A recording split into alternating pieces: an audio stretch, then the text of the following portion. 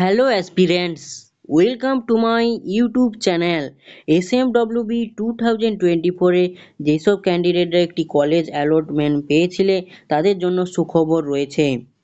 তোমরা যে 23 September college ভেরিফিকেশানে যাবে, সেই কলেজ ভেরিফিকেশানে রিপোর্টিং টাইম কত এবং কি কি ডকুমেন্ট লাগছে এবং সবথেকে মোস্ট ইম্পর্টেন্ট মেডিকেল সার্টিফিকেট এবং ক্যারেক্টার সার্টিফিকেট কি লাগছে, সমস্ত কিছু আজকের এই ভিডিওর মাধ্যমে আমি স্টেপ বাই স্টেপ আলোচনা করব। তো ভিডিওটি অবশ্যই তোমরা প্রথম থেকে শেষ পর্যন্ত দেখো, স্কিপ করো না।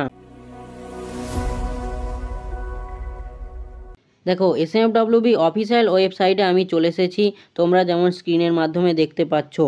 দেখো, আমি আগের এই ভিডিওতে বলেছিলাম তোমাদের 23 সেপ্টেম্বর কলেজ ভেরিফিকেশান আছে, কিন্তু সেই দিন যেই নোটিশ প্রকাশিত হয়েছিল SMWB বোর্ড থেকে, তাতে কিন্তু কোনো রিপোর্টিং টাইমের কথা উল্লেখ ছিল না।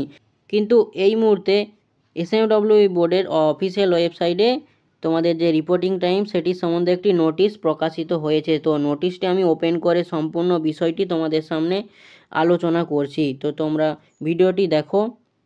অ্যাসপিরেন্টস, আমি পিডিএফটি ওপেন করে নিয়েছি, তোমরা স্ক্রিনে দেখতে পাচ্ছ লেখা রয়েছে। দেখো, instruction for reporting time, reporting admitted in institute for first year paramedical student in different paramedical course 2024।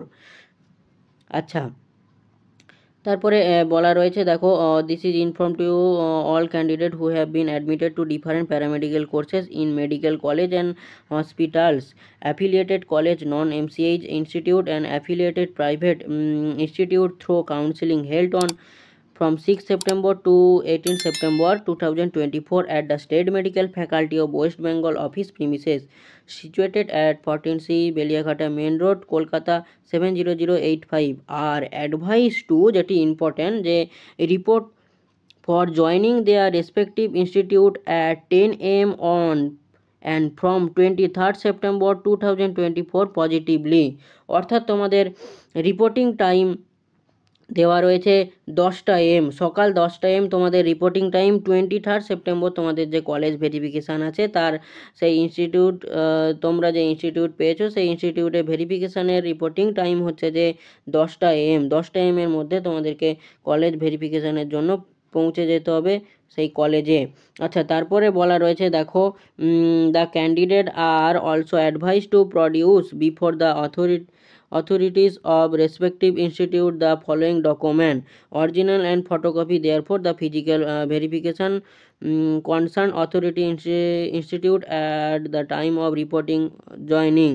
তোমাদের এবারে যে মোস্ট ইম্পর্টেন্ট কোন কোন ডকুমেন্ট ভেরিফিকেশানের জন্য তোমাদের প্রয়োজন হবে তারও একটি লিস্ট এখানে প্রকাশিত করেছে। আমি আগের এই ভিডিওতেও বলেছিলাম কোন কোন ডকুমেন্ট লাগবে, সেই ডকুমেন্টগুলি এখানে বলা রয়েছে। দেখো, এবং এখানে যেগুলি বলা রয়েছে, original with 1 photocopy there of, অর্থাৎ তোমরা স্ক্রিনে যেই ডকুমেন্টগুলি দেখতে পাচ্ছ এই ডকুমেন্টগুলির সাথে তোমাদের একটি করে ফটোকপি চাই, অর্থাৎ জেরক্স কপি তোমাদেরকে নিয়ে যেতে হবে। দেখো, প্রথমে রয়েছে অ্যাডমিট কার্ড লেখা রয়েছে মাধ্যমিক examination for verification of age.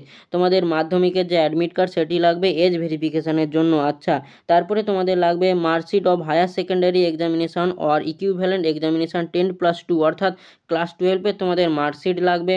তারপরে লাগবে, দেখো, counselling seat allotment card, SMWB rank card এবং and registration data and verification form, অর্থাৎ তোমরা যে কাউন্সিলে গেছিলে সেই কাউন্সিলিংয়ের দিন তোমরা যেই কলেজ অ্যালট পেয়েছো সেই অ্যালটমেন্ট কার্ড লাগবে এবং তার সঙ্গে লাগবে SMWB যে র্যাঙ্ক কার্ড ছিল সেই র্যাঙ্ক কার্ড লাগবে এবং রেজিস্ট্রেশন ডাটা বলতে তোমরা যে কাউন্সিলিংয়ে গেছিলে সেই কাউন্সিলিংয়ের দিন একটি তোমাদেরকে ফর্ম দিয়েছিল অ্যালটমেন্ট লেটারের সাথে, সেটি লাগবে এবং ভেরিফিকেশান ফর্ম, অর্থাৎ রেজিস্ট্রেশন ডাটা এবং ভেরিফিকেশান ফর্ম, ওটা একটি পেজে লেখা রয়েছে, তোমরা অবশ্যই এটি দেখে নেবে, যেখানে তোমাদের পার্সোনাল ডিটেলস দেওয়া রয়েছে এবং 800 টাকাটাই পেমেন্ট করেছে সেটিও লেখা রয়েছে, দেখবে ওখানে। আচ্ছা, তারপরে তোমাদের লাগবে valid caste if allot category ইড either ST SC OBC A OBC B and EWS only, অর্থাৎ যারা ক্যাটাগরি ক্যান্ডিডেট রয়েছে অর্থাৎ ST SC OBC A OBC B EWS ক্যান্ডিডেটদের যে ক্যাটাগরি সার্টিফিকেট সেটি লাগবে এবং যারা PH ক্যান্ডিডেট রয়েছে তাদের PH সার্টিফিকেটটি লাগবে।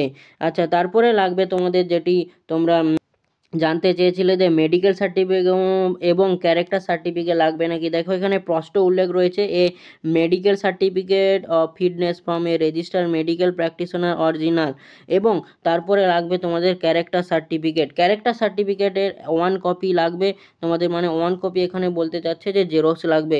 মানে তোমরা যেই ডকুমেন্টগুলো আমি বললাম সেই ডকুমেন্টগুলো সবগুলি তোমরা জেরক্স করে নিবে, এবং ক্যারেক্টার সার্টিফিকেটটি বেশি করে 2-3 কপি জেরক্স করে রাখবে।